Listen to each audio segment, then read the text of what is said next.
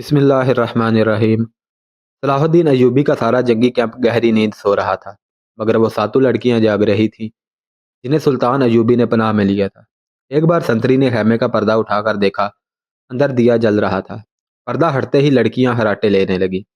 سنتری نے دیکھا وہ پوری ساتھ ہیں اور سو رہی ہیں، تو اس نے پردہ گرایا اور خیمے کے ساتھ لگ کر بیٹھ گیا۔ خیمے کے پردے کے ساتھ جو لڑکی تھی، اس نے نیچے سے پردہ ذرا اوپر اٹھایا۔ پردہ آہستہ سے چھوڑ کر اس نے ساتھ والی کے کان میں کہا، بیٹھ گیا ہے۔ ساتھ والی نے اگلی لڑکی کے کان میں کہا، بیٹھ گیا ہے، اور اس طرح کانوں کانوں میں یہ اطلاع ساتوں لڑکیوں تک پہنچ گئی کہ سنتری بیٹھ گیا ہے۔ ایک لڑکی جو خیمے کے دوسرے دروازے کے ساتھ تھی، آہستہ سے اٹھ کر بیٹھی اور بستر سے نکل گئی۔ بستر زمین پر بچھے ہوئے تھے، اس لیے اوپر لینے والے کمبل اس طرح بستر پر ڈال دیے جیسے ان کے نیچے لڑکی لیٹی ہوئی ہے۔ وہ پاؤں پر سرکتی خیمے کے دروازے تک گئی، پردہ ہٹایا اور باہر نکل گئی۔ باقی 6 لڑکیوں نے آہستہ آہستہ ہراٹے لینے شروع کر دیے۔ سنتری کو معلوم تھا کہ یہ سمندر سے بچ کر نکلی ہوئی پناہ گزین لڑکیاں ہیں، کوئی خطرناک قیدی تو نہیں۔ وہ بیٹھ کر اونگتا رہا۔ لڑکی دبے پاؤں ایسے رخ پر ٹیلے کی طرف چلتی گئی جس رخ سے اس کے اور سنتری کے درمیان خیمہ حائل رہا۔ ٹیلے کے پاس پہنچ کر اس نے اس خیمے کا رخ کر لیا جس میں 6 نئے قیدی رکھے گئے تھے۔ رات تاریک تھی، وہاں کچھ درخت تھے۔ سنتری اب ادھر دیکھتا بھی تو اسے لڑکی نظر نہ آتی۔ لڑکی بیٹھ گئی اور پاؤں سے سرک سرک کر آگے بڑھنے لگی۔ آگے ریت کی ڈھیریاں سی تھیں۔ وہ ان کی اوٹ میں سرکتی ہوئی خیمے کے قریب پہنچ گئی، مگر وہاں ایک سنتری ٹہل رہا تھا۔ لڑکی ایک ڈھیری کے پاس لیٹ گئی۔ سنتری اسے سیاہ سائے کی طرح نظر آ رہا تھا۔ وہ اب 2 سنتریوں کے درمیان تھی، ایک اس کے اپنے خیمے کا اور دوسرا زخمیوں کے خیمے کا۔ اسے ڈر یہ تھا کہ زخمیوں کا سنتری اس کی طرف آ گیا تو وہ پکڑی جائے گی۔ بہت دیر انتظار کے بعد سنتری دوسرے زخمیوں کی طرف چلا گیا۔ لڑکی ہاتھوں اور گھٹنوں کے بل چلتی خیمے تک پہنچ گئی اور پردہ اٹھا کر اندر چلی گئی۔ اندر اندھیرا تھا۔ 2-3 زخمی آہستہ آہستہ کراہ رہے تھے۔ شاید ان میں سے کسی نے خیمے کا پردہ اٹھتا دیکھ لیا تھا۔ اس نے نحیف آواز میں پوچھا، کون ہے؟ لڑکی نے منہ سے شی کی لمبی آواز نکالی اور سرگوشی میں پوچھا، رابن کہاں ہے؟ اسے جواب ملا، ادھر سے تیسرا۔ لڑکی نے تیسرے آدمی کے پاؤں ہلائے تو آواز آئی، کون ہے؟ لڑکی نے جواب دیا، موبی۔ رابن اٹھ بیٹھا، ہاتھ لمبا کر کے لڑکی کو بازو سے پکڑا۔ سنتری نہ آ جائے، میرے پاس رہو۔ اس نے لڑکی کو اپنے ساتھ لگا لیا اور کہا، میں اس اتفاق پر حیران ہو رہا ہوں کہ ہماری ملاقات ہو گئی ہے۔ یہ ایک معجزہ ہے جس سے ظاہر ہوتا ہے کہ خدائے یسوع مسیح کو ہماری کامیابی منظور ہے۔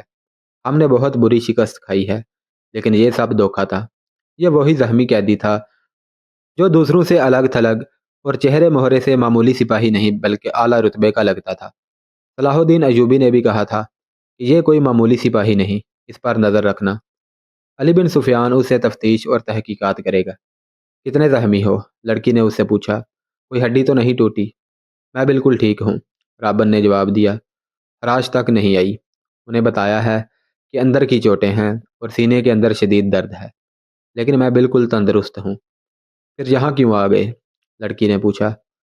میں نے بہت کوشش کی کہ مصر میں داخل ہو جاؤں اور سوڈانی لشکر تک پہنچ سکوں، لیکن ہر طرف اسلامی فوج پھیلی ہوئی ہے، کوئی راستہ نہیں ملا۔ ان 5 زخمیوں کو اکٹھا کیا اور ان کے ساتھ زخمی بن کر یہاں آ گیا۔ اب فرار کی کوشش کروں گا، جو ابھی ممکن نظر نہیں آتی۔ اس نے ذرا غصے سے کہا، مجھے 2 سوالوں کا جواب دو۔ ایوبی کو میں نے زندہ دیکھا ہے، کیوں؟ کیا تیر ختم ہو گئے تھے یا وہ حرام ہو اور بزدل ہو گئے ہیں؟ اور دوسرا سوال یہ ہے کہ تم 7 کی 7 لڑکیاں مسلمانوں کی قید میں کیوں آ گئیں؟ کیا وہ 5 مر گئے ہیں یا بھاگ گئے ہیں؟ وہ زندہ ہے رابن، موبی نے کہا۔ تم کہتے ہو کہ خدائے یسوع مسیح کو ہماری کامیابی منظور ہے، لیکن میں کہتی ہوں کہ ہمارا خدا ہمیں کسی گناہ کی سزا دے رہا ہے۔ صلاح الدین ایوبی اسی لیے زندہ ہے کہ تیر اس کے پاؤں کے درمیان ریت میں لگا تھا۔ کیا تیر کسی لڑکی نے چلایا تھا؟ رابن نے پوچھا۔ کرسٹوفر کہاں تھا؟ اسی نے تیر چلایا تھا، مگر کرسٹوفر کا تیر ہتا گیا۔ رابن نے حیرت سے تڑپ کر پوچھا، وہ کرسٹوفر جس کی تیر اندازی نے شاہ اگستن کو حیران کر دیا اور اس کی ذاتی تلوار انعام میں لی تھی، یہاں آ کر اس کا نشانہ اتنا چوک گیا کہ 6 فٹ لمبا اور 3 فٹ چوڑا صلاح الدین ایوبی اس کے تیر سے بچ گیا۔ بدبخت کے ہاتھ ڈر سے کانپ گئے ہوں گے۔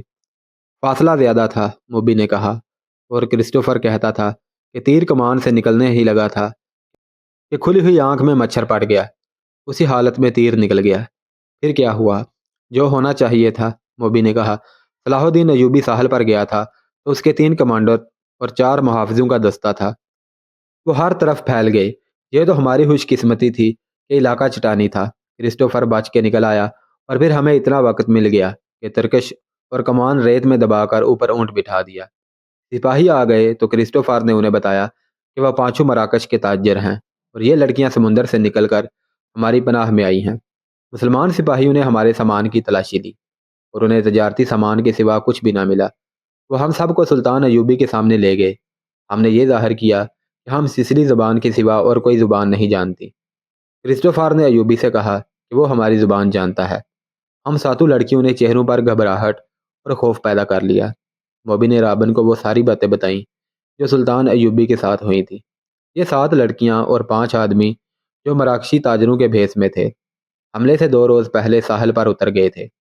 5 آدمی سلیبیوں کے تجربہ کار جاسوس اور کمانڈو تھے اور لڑکیاں بھی جاسوس تھیں۔ جاسوسی کے علاوہ ان کے ذمہ یہ کام بھی تھا کہ مسلمان سالاروں کو اپنے جال میں پھانسیں۔ وہ خوبصورت تو تھی ہی، انہیں جاسوسی اور ذہنوں کی تحریب کاری کی خاص ٹریننگ دی گئی تھی۔ اس ٹریننگ میں اداکاری خاص طور پر شامل تھی۔ 5 مردوں کا یہ مشن تھا کہ صلاح الدین ایوبی کو ختم کرنا اور ناجی کے ساتھ رابطہ رکھنا۔ یہ لڑکیاں مصر کی زبان روانی سے بول سکتی تھیں، لیکن انہوں نے ظاہر نہیں ہونے دیا۔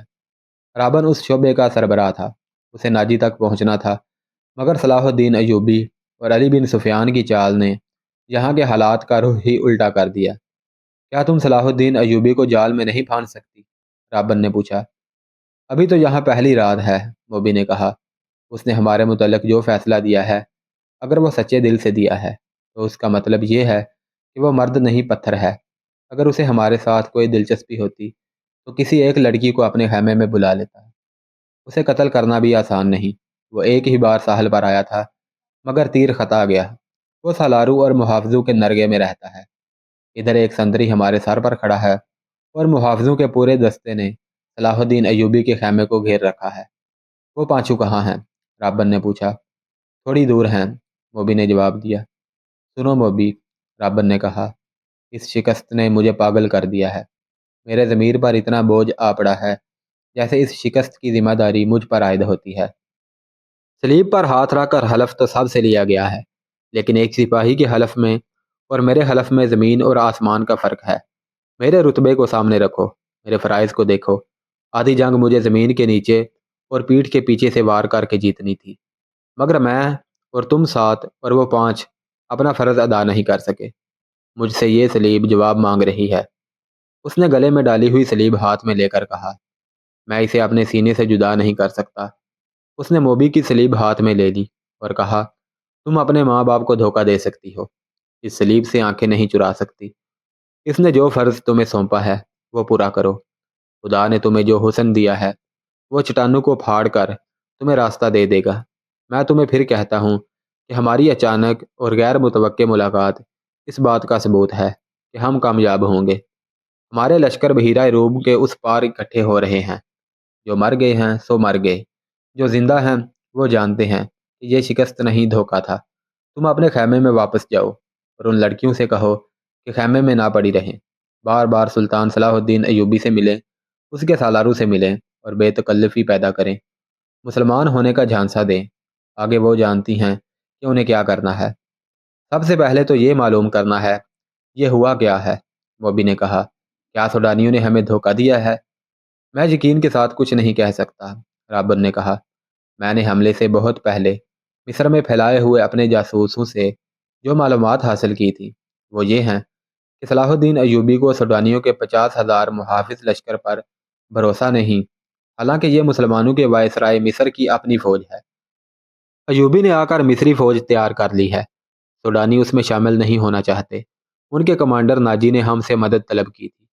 میں نے اس کا خط دیکھا تھا اور میں نے تصدیق کی تھی کہ یہ خط ناجی کا ہی ہے اور اس میں کوئی دھوکہ نہیں، مگر ہمارے ساتھ تاریخ کا سب سے بڑا دھوکہ ہوا ہے۔ مجھے یہ معلوم کرنا ہے کہ یہ کیسے ہوا، کس نے کیا۔ میں یہ چھان بین کیے بغیر واپس نہیں جا سکتا، شاہ گزشت نے بڑے فخر سے کہا تھا۔ کہ میں مسلمانوں کے گھروں کے اندر کے بھید معلوم کر کے ان کی بنیادیں ہلاک دوں گا۔ اب تصور کرو موبی، شہنشاہ کے دل پر کیا گزر رہی ہوگی۔ وہ مجھے سزائے موت سے کم کیا سزا دے گا؟ سلیب کا قہر مجھ پر الگ نازل ہوگا۔ میں سب جانتی ہوں، موبی نے کہا۔ جذباتی باتیں نہ کرو، عمل کی بات کرو۔ مجھے بتاؤ میں کیا کروں؟ رابن کے اعصاب پر اپنا فرض اور شکست کا احساس غالب تھا۔ رابن نے موبی کے بالوں کے لمس کو ذرا سا محسوس کیا اور کہا، موبی، تمہاری یہ بال ایسی مضبوط زنجیریں ہیں، جو صلاح الدین ایوبی کے گرد لپٹ گئیں تو وہ تمہارا غلام ہو جائے گا۔ لیکن تمہیں سب سے پہلے جو کام کرنا ہے وہ یہ ہے کہ کرسٹوفر اور اس کے ساتھیوں سے کہو کہ وہ تاجروں کے بھیس میں ناجی کے پاس پہنچیں اور معلوم کریں کہ اس کے لشکر نے بغاوت کیوں نہیں کی اور یہ راز فاش کس طرح ہوا کہ اس سے فائدہ اٹھا کر صلاح الدین ایوبی نے گنتی کے چند ایک دستے ہاتھ میں بٹھا کر ہماری 3 افواج کا بیڑا غرق کر دیا۔ اور انہیں یہ بھی کہو کہ معلوم کریں کہ ناجی صلاح الدین ایوبی سے ہی تو نہیں مل گیا اور اس نے ہمارا یہی حشر کرانے کے لیے تو ہاتھ نہیں لکھا۔ اگر ایسا ہی ہوا ہے تو ہمیں اپنے جنگی منصوبے میں رد و بدل کرنا ہوگا۔ مجھے یہ یقین ہو گیا ہے کہ اسلامیوں کی تعداد کتنی ہی تھوڑی کیوں نہ ہو، انہیں ہم آسانی سے شکست نہیں دے سکتے۔ ضروری ہو گیا ہے کہ ان کے حکمرانوں کا اور عسکری قیادت کا جذبہ ختم کیا جائے۔ ہم نے تم جیسی لڑکیاں عربوں کے حرموں میں داخل کر دی ہیں، تم نے بات پھر لمبی کر دی ہے، موبی نے اسے ٹوکتے ہوئے کہا۔ ہم اپنے گھر میں ایک بستر پر نہیں لیٹے ہوئے کہ بڑے مزے سے ایک دوسرے کو کہانیاں سناتے رہیں۔ ہم دشمن کے کیمپ میں قید اور پابند ہیں، باہر سنتری پھر رہے ہیں، رات گزرتی جا رہی ہے، ہمارے پاس لمبی باتوں کا وقت نہیں، ہمارا مشن تباہ ہو چکا ہے۔ اب بتاؤ کہ ان حالات میں ہمارا مشن کیا ہونا چاہیے؟ ہم 7 لڑکیاں اور 6 مرد ہیں، ہم کیا کریں؟ ایک یہ کہ ناجی کے پاس جائیں اور اس کے دھوکے کی چھان بین کریں، پھر کسے اطلاع دیں۔ تم کہاں ملو گے؟ میں یہاں سے فرار ہو جاؤں گا، رابن نے کہا، لیکن فرار سے پہلے اس کیمپ، اس کی نفری اور ایوبی کے آئندہ عزائم کے متعلق تفصیل معلوم کروں گا۔ اس شخص کے متعلق ہمیں بہت چوکنا رہنا ہوگا۔ اس وقت اسلامی قوم میں یہ واحد شخص ہے جو سلیب کے لیے خطرہ ہے، ورنہ اسلامی خلافت ہمارے جال میں آتی چلی جا رہی ہے۔ شاہ مالرک کہتا تھا کہ مسلمان اتنے کمزور ہو گئے ہیں کہ اب ان کو ہمیشہ کے لیے اپنے پاؤں میں بٹھانے کے لیے صرف ایک پل کی ضرورت ہے، مگر اس کا یہ عزم محض ہوش فہمی ثابت ہوا۔ مجھے یہاں رہ کر ایوبی کی کمزور رگیں دیکھنی ہیں اور تمہیں 5 آدمیوں کے ساتھ مل کر سوڈانی لشکر کو بھڑکانا اور بغاوت کرانی ہے۔ نہایت ضروری ہے کہ یہ ایوبی زندہ نہ رہے۔ اگر وہ زندہ رہے تو ہمارے اس قید خانے میں زندہ رہے جہاں وہ عمر کی آخری گھڑی تک سورج نہ دیکھ سکے اور رات کو آسمان کا اسے ایک بھی تارا نظر نہ آئے۔ تم پہلے اپنے خیمے میں جاؤ اور اپنی 6 لڑکیوں کو ان کا کام سمجھا دو، انہیں خاص طور پر ذہن نشین کرا دو کہ اس آدمی کا نام علی بن سفیان ہے جسے ان ریشمی بالوں، شربتی آنکھوں اور اتنے دلکش جسموں سے ایسے بیکار کرنا ہے کہ صلاح الدین ایوبی کے کام کا نہ رہے، اور اگر ہو سکے تو اس کے اور صلاح الدین ایوبی کے درمیان ایسی غلط فہمی پیدا کرنی ہے کہ وہ ایک دوسرے کے دشمن ہو جائیں۔ تم سب اچھی طرح جانتی ہو کہ 2 مردوں میں غلط فہمی اور دشمنی کس طرح پیدا کی جاتی ہے۔ جاؤ اور لڑکیوں کو مکمل ہدایت دے کر کرسٹوفر کے پاس پہنچو، اسے میرا سلام کہنا اور یہ بھی کہنا کہ تیرے تیر کو ایوبی پر آ کر ہی خطا ہونا تھا۔ اب اس گناہ کا کفارہ ادا کرو اور جو کام تمہیں سونپا گیا ہے وہ 100% پورا کرو۔ رابن نے موبی کے بالوں کو چوم کر کہا، تمہیں سلیب پر اپنی عزت بھی قربان کرنا پڑے گی، لیکن خدائے یسوع مسیح کی نظروں میں تم مریم کی طرح کنواری رہو گی۔ اسلام کو جڑ سے اکھاڑنا ہے۔ ہم نے یروشلم یعنی بیت المقدس لے لیا ہے، مصر بھی ہمارا ہوگا۔ موبی رابن کے بستر سے نکلی اور خیمے کے پردے کے پاس جا کر پردہ اٹھایا۔ باہر جھانکا، اندھیرے میں اسے کچھ بھی نظر نہ آیا۔ وہ باہر نکل گئی اور خیمے کی اوٹ سے دیکھا کہ سنتری کہاں ہے۔ اسے دور کسی کے گنگنانے کی آواز سنائی دی، یہ سنتری ہی ہو سکتا تھا۔ موبی چل پڑی، درختوں سے گزرتی، قدم قدم پر پیچھے دیکھتی، وہ ٹیلے تک پہنچ گئی اور اپنے خیمے کا رخ کر لیا۔ نصف راستہ طے کیا ہوگا کہ اسے 2 آدمیوں کی دبی دبی باتوں کی آوازیں سنائی دینے لگی۔ یہ آوازیں اس کے خیمے کے قریب معلوم ہوتی تھیں۔ اسے یہ خطرہ نظر آنے لگا کہ سنتری نے معلوم کر لیا ہے کہ ایک لڑکی غائب ہے اور وہ کسی دوسرے سنتری یا اپنے کمانڈر کو بلا لایا ہے۔ اس نے سوچا کہ خیمے میں جانے کی بجائے ان 5 ساتھیوں کے پاس چلی جائے جو مراکشی تاجروں کے بھیس میں کوئی 1.5 میل دور خیمہ زن تھے، مگر اسے یہ خیال بھی آ گیا کہ اس کی گمشدگی سے باقی لڑکیوں پر مصیبت آ جائے گی۔ وہ تھیں تو چلاک، پھر بھی ان پر پابندیاں سخت ہونے کا خطرہ تھا اور کوئی چارہ کار بھی نہ تھا۔ موبی ذرا اور آگے چلی گئی تاکہ ان 2 آدمیوں کی باتیں سن سکے۔ ان کی زبان وہ سمجھتی تھی، یہ تو اس نے دھوکہ دیا تھا کہ وہ سسلی زبان کے سوا اور کوئی زبان نہیں سمجھتی۔ وہ آدمی خاموش ہو گئے۔ موبی دبے پاؤں آگے بڑھی، اسے بائیں طرف قدموں کی آہٹ سنائی دی۔ اس نے چونک کر دیکھا، درختوں کے درمیان اسے ایک سیاہ سایہ جو کسی انسان کا تھا جاتا ہوا نظر آیا۔ اس نے رخ بدل لیا اور ٹیلے کی طرف آنے لگا۔ موبی کوئی خطرہ مول نہیں لینا چاہتی تھی۔ وہ ٹیلے پر چڑھنے لگی۔ ٹیلا اونچا نہیں تھا، فوراً ہی اوپر چلی گئی۔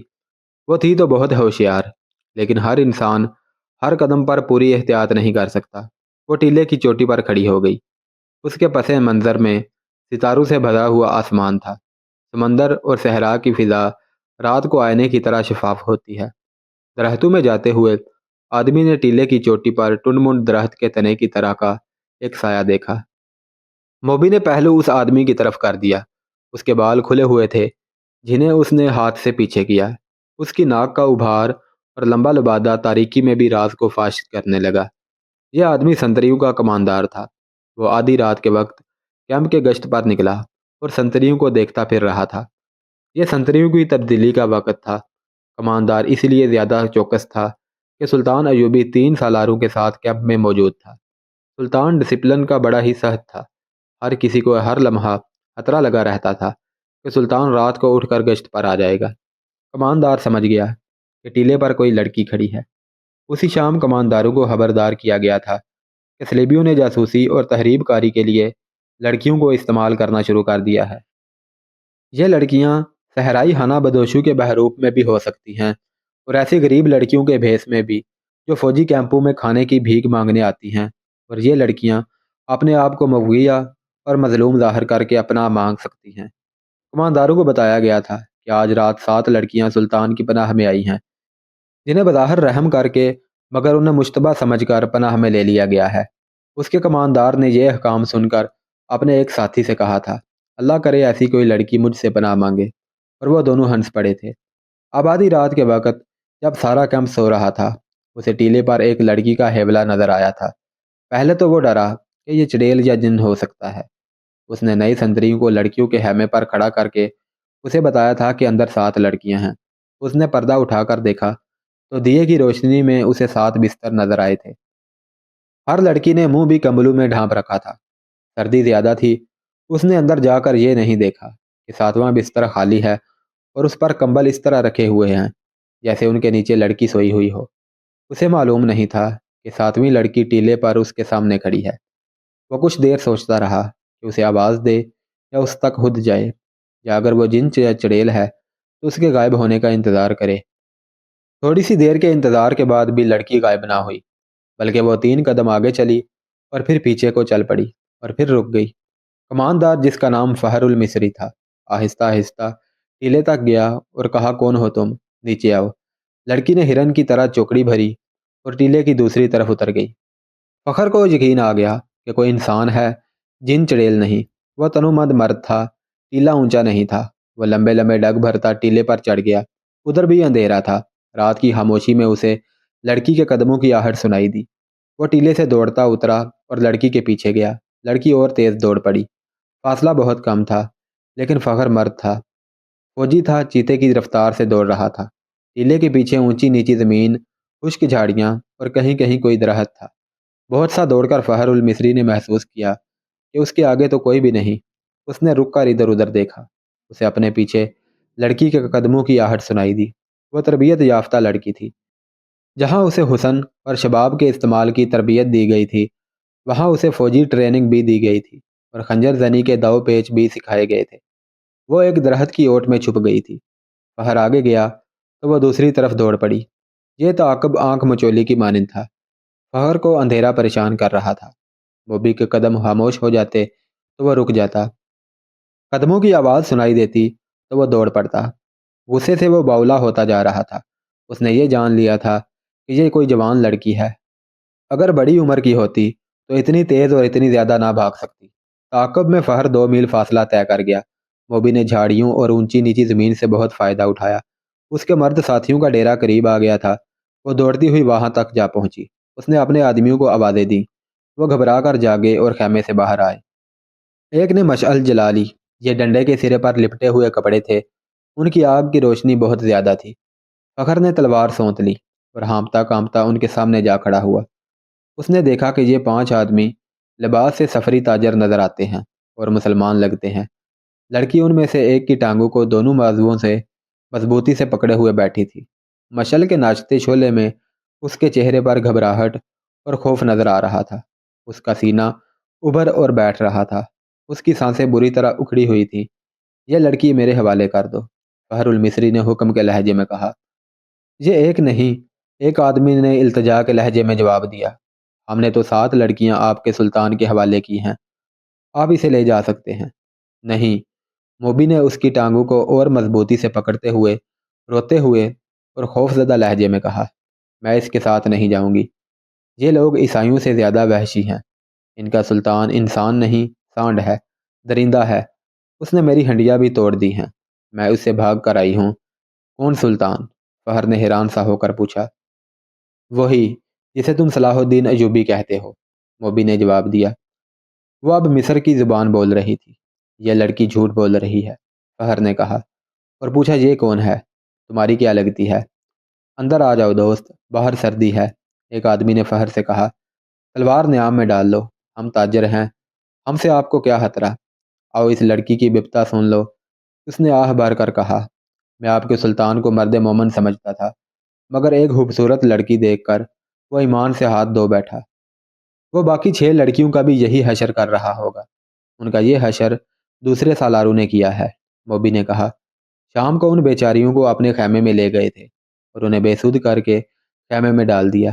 وہ خیمے میں بے ہوش پڑی ہیں۔ فہر المصری تلوار نیام میں ڈال کر ان کے ساتھ خیمے میں چلا گیا۔ اندر جا کر بیٹھے تو آدمی نے آگ جلا کر قہوے کے لیے پانی رکھا اور اس میں جانے کیا کچھ ڈالتا رہا۔ دوسرے آدمی نے فہر سے پوچھا کہ اس کا رتبہ کیا ہے۔ اس نے بتایا کہ وہ کماندار اور عہدے دار ہے۔ اس نے اس کے ساتھ بہت سی باتیں کی جن سے انہوں نے اندازہ کر لیا کہ یہ شخص عام قسم کا سپاہی نہیں پر ذمہ دار فرد ہے، ذہین اور دلیر بھی ہے۔ ان لوگوں میں سے ایک نے فہر کو 7 لڑکیوں کی بالکل وہی کہانی سنائی جو انہوں نے صلاح الدین ایوبی کو سنائی تھی۔ انہوں نے فہر کو یہ بھی بتایا کہ سلطان ایوبی نے ان کے متعلق کیا کہا تھا۔ ان لڑکیوں نے سلطان کو پیشکش بھی کی تھی کہ وہ اپنے گھروں کو تو واپس نہیں جا سکتی اور عیسائیوں کے پاس بھی نہیں جانا چاہتی، اس لیے وہ مسلمان ہونے کو تیار ہیں، بشرط یہ کہ کوئی اچھے رتبوں والے عسکری ان کے ساتھ شادی کر لیں۔ ہم نے سنا تھا کہ سلطان صلاح الدین ایوبی کردار کے لحاظ سے پتھر ہے۔ ہم ہر روز سفر پر رہنے والے تاجر ہیں، انہیں کہاں ساتھ لیے پھرتے؟ انہیں سلطان کے حوالے کر دیا گیا، مگر سلطان نے اس لڑکی کے ساتھ جو سلوک کیا وہ اس کی زبانی سن لو۔ فہر المصری نے لڑکی کی طرف دیکھا تو لڑکی نے کہا، ہم بہت خوش تھیں کہ خدا نے ہمیں ایک فرشتے کی پناہ دی ہے۔ سورج غروب ہونے کے بعد سلطان کا ایک محافظ آیا اور مجھے کہا کہ سلطان بلا رہا ہے۔ میں باقی 6 لڑکیوں کی نسبت ذرا زیادہ خوبصورت ہوں۔ مجھے توقع نہیں تھی کہ تمہارا ایوبی بری نیت سے بلا رہا ہے۔ میں چلی گئی۔ سلطان ایوبی نے شراب کی سراہی کھولی، ایک پیالہ اپنے آگے رکھا اور ایک مجھے دیا۔ میں عیسائی ہوں، شراب 100 بار پی ہے۔ بحری جہاز میں عیسائی کمانداروں نے میرے جسم کو کھلونا بنائے رکھا ہے۔ صلاح الدین ایوبی بھی میرے جسم کے ساتھ کھیلنا چاہتا تھا، لیکن ایوبی کو میں فرشتہ سمجھتی تھی۔ میں اس کے جسم کو اپنے ناپاک جسم سے دور رکھنا چاہتی تھی، مگر وہ ان عیسائیوں سے بدتر نکلا جو مجھے بحری جہاز میں لائے تھے، اور جب ان کا جہاز ڈولنے لگا تو انہوں نے ہمیں ایک کشتی میں ڈال کر سمندر میں اتار دیا۔ ان میں سے کسی نے ہمارا ساتھ نہ دیا۔ ہمارے جسم چچوڑے ہوئے اور ہڈیاں چٹھی ہوئی تھیں۔ خدا نے ہمیں بچا لیا اور اس آدمی کی پناہ میں پھینک دیا جو فرشتے کے روپ میں درندہ ہے۔ مجھے سلطان نے ہی بتایا تھا کہ میرے ساتھ کی باقی 6 لڑکیاں اس کے سالاروں کے خیموں میں ہیں۔ میں نے سلطان کے پاؤں پکڑ کر کہا کہ میرے ساتھ شادی کر لو۔ اس نے کہا، اگر تم مجھے پسند کرتی ہو تو شادی کے بغیر تمہیں اپنے حرم میں رکھ لوں گا۔ اس نے میرے ساتھ وحشیوں کا برتاؤ کیا، شراب میں بدمست تھا، جو ہی اس کی آنکھ لگی میں وہاں سے بھاگ گئی۔ اگر میری بات کا اعتبار نہ آئے تو اس کے محافظوں سے پوچھ لو۔ اس دوران ایک آدمی نے فہر کو قہوہ پلایا۔ ذرا سی دیر بعد فہر کا مزاج بدلنے لگا۔ اس نے نفرت سے کہا لگایا اور کہا، ہمیں حکم دیتے ہیں کہ عورت اور شراب سے دور رہو، اور خود شراب پی کر راتیں عورتوں کے ساتھ گزارتے ہیں۔ فہر محسوس ہی نہ کر سکا کہ لڑکی کی کہانی محض بے بنیاد ہے، اور نہ ہی وہ محسوس کر سکا کہ اس کا مزاج کیوں بدل گیا ہے۔ اسے حشیش پلا دی گئی تھی۔ اس پر ایسا نشہ طاری ہو چکا تھا جسے وہ نشہ نہیں سمجھتا تھا۔ وہ اب اپنے تصور میں بادشاہ بن چکا تھا۔ لڑکی کے چہرے پر مشعل کے شعلے کی روشنی ناچ رہی تھی۔ اس کے بکھرے ہوئے سیاہی مائل بھورے بال چمک رہے تھے۔ وہ فہر کو پہلے سے زیادہ حسین نظر آنے لگی۔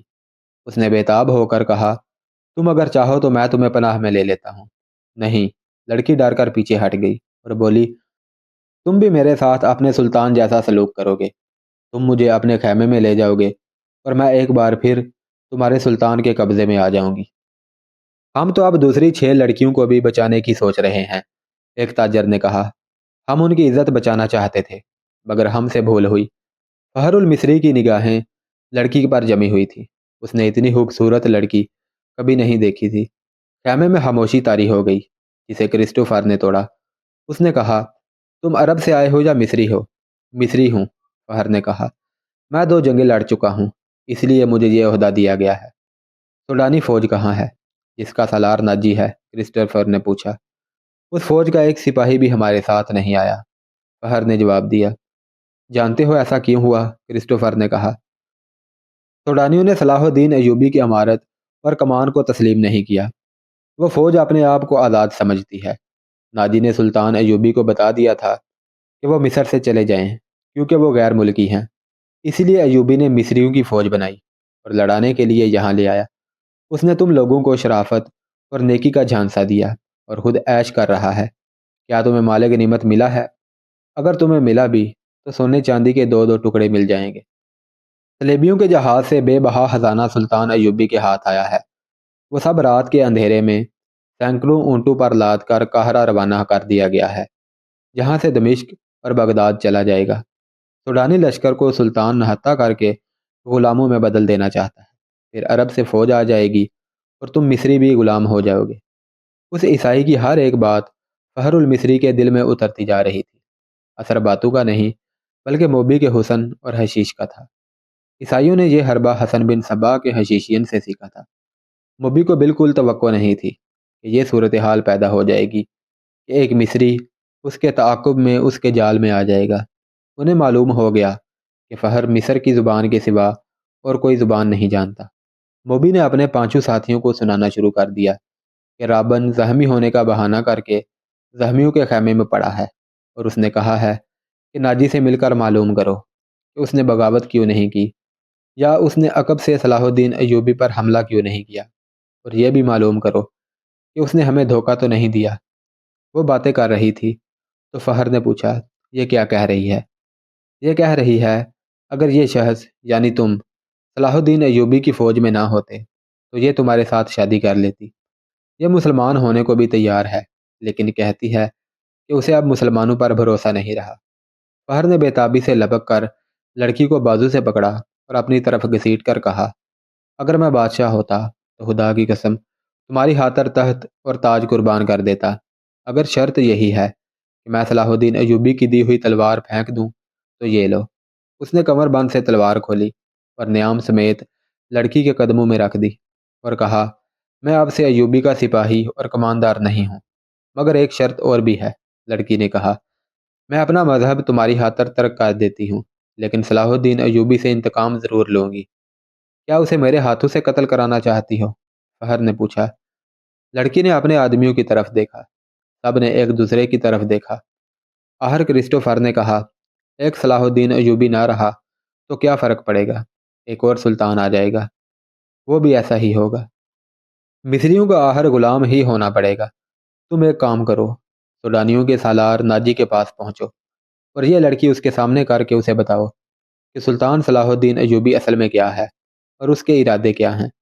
ان لوگوں کو یہ تو علم تھا کہ ناجی کا صلیبیوں کے ساتھ رابطہ ہے اور موبی اس کے ساتھ بات کرے گی، لیکن انہیں یہ علم نہیں تھا کہ ناجی اور اس کے معتبد سالار خفیہ طریقے سے مروائے جا چکے ہیں۔ اس تک لڑکی کو ہی جانا تھا، اس کا اکیلے جانا ممکن نہیں تھا۔ اتفاق سے انہیں فہر المصری مل گیا، لہذا اسی کو استعمال کرنے کا فیصلہ ہو گیا۔ یہ آدمی چونکہ سلطان ایوبی کی نظر میں آ گئے تھے، اس لیے بھی اس کی نظر میں رہنا چاہتے تھے۔ اس کے علاوہ انہوں نے موبی سے سن لیا تھا کہ ان کے شعبہ جاسوسی اور تحریب کاری کا سربراہ رابن اسی کیمپ میں ہے اور فرار ہوگا، اس لیے وہ اسے مدد دینے کے لیے بھی وہاں موجود رہنا چاہتے تھے۔ ان کے ارادے معلوم نہیں کیا تھے۔ صلاح الدین ایوبی پر چلایا ہوا ان کا تیر ہتا گیا تو انہیں سلطان ایوبی کے سامنے لے جایا گیا تھا۔ ان کا بحروب اور ڈرامہ کامیاب رہا، لیکن ان کا مشن تباہ ہو گیا تھا، لہذا اب وہ بدلی ہوئی صورتحال اور اتفاق سے فائدہ اٹھانے کی کوشش کر رہے تھے۔ فہر المصری حسن اور حشیش کے جال میں آ گیا تھا۔ اس نے واپس کیمپ میں نہ جانے کا فیصلہ کر لیا تھا۔ اس کو یہ مشورہ دیا گیا کہ وہ لڑکی کو لے کر روانہ ہو جائے۔ ان لوگوں نے اسے اپنا ایک اونٹ دے دیا، پانی کا ایک مشکیزہ دیا اور تھیلے میں کھانے پینے کا بہت سارا سامان ڈال دیا۔ ان اشیاء میں کچھ ایسی تھیں جن میں حشیش ملی ہوئی تھی۔ موبی کو ان کا علم تھا۔ فخر کو ایک لمبا چگا اور تاجروں والی دستار پہنا دی گئی۔ لڑکی اونٹ پر سوار ہوئی، اس کے پیچھے فخر سوار ہو گیا اور اونٹ چل پڑا۔ فخر گرد و پیش سے بے خبر تھا اور وہ اپنے ماضی سے بھی بے خبر ہو گیا تھا۔ صرف یہ احساس اس پر غالب تھا کہ روئے زمین کی حسین ترین لڑکی اس کے قبضے میں ہے، جس نے سلطان کو ٹھکرا کر اسے پسند کیا ہے۔ موبی نے کہا، تم عیسائی کمانداروں اور اپنے سلطان کی طرح وحشی تو نہیں بنو گے؟ میں تمہاری ملکیت ہوں، کہو تو میں اونٹ سے اتر جاتا ہوں۔ فخر نے کہا، مجھے صرف یہ بتا دو کہ تم مجھے دل سے چاہتی ہو یا محض مجبوری کے عالم میں میری پناہ لی ہے؟ پناہ تو میں ان تاجروں کی بھی لے سکتی تھی، موبی نے جواب دیا، لیکن تم مجھے اتنے اچھے لگے کہ تمہاری خاطر مذہب تک چھوڑنے کا فیصلہ کر لیا۔ اس نے جذباتی باتیں کر کے فخر کے اعصاب پر قبضہ کر لیا اور رات گزرتی چلی گئی۔ سفر کم و بیش 5 دنوں کا تھا، لیکن فخر المصری عام راستوں سے ہٹ کر جا رہا تھا کیونکہ وہ بھگوڑا فوجی تھا۔ موبی کو نیند آنے لگی اور وہ گہری نیند سو گئی۔ اونٹ چلتا رہا، فخر جاگتا رہا۔